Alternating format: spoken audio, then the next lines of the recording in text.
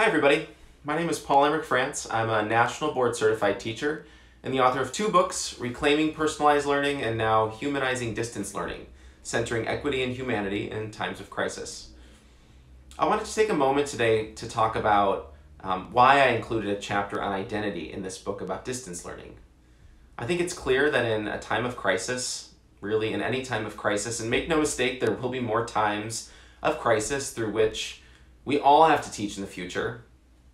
In these times of crisis, we must center equity and we must center our students' humanity.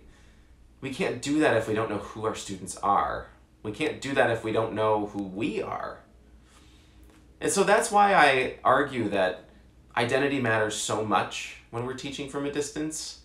Now, I'm not the only person who thinks this, and I'm certainly not the first person to think of this. In fact, one of the people who I was so inspired by while writing this book was Gholdy Muhammad, who wrote a book called Cultivating Genius. In her book, she argues that every lesson you do should have an identity objective.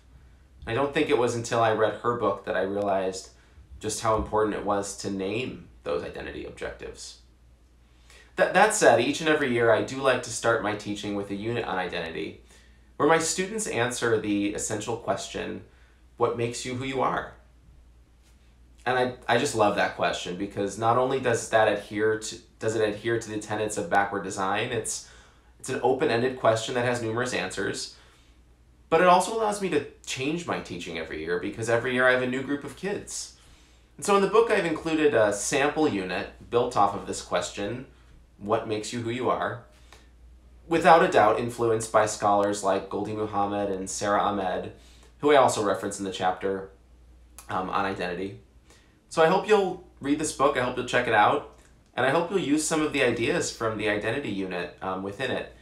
And I also hope you'll use this book as a provocation and a call to action for reimagining our pedagogy in the post-COVID era so that we never again forget to center equity and humanity in our classrooms.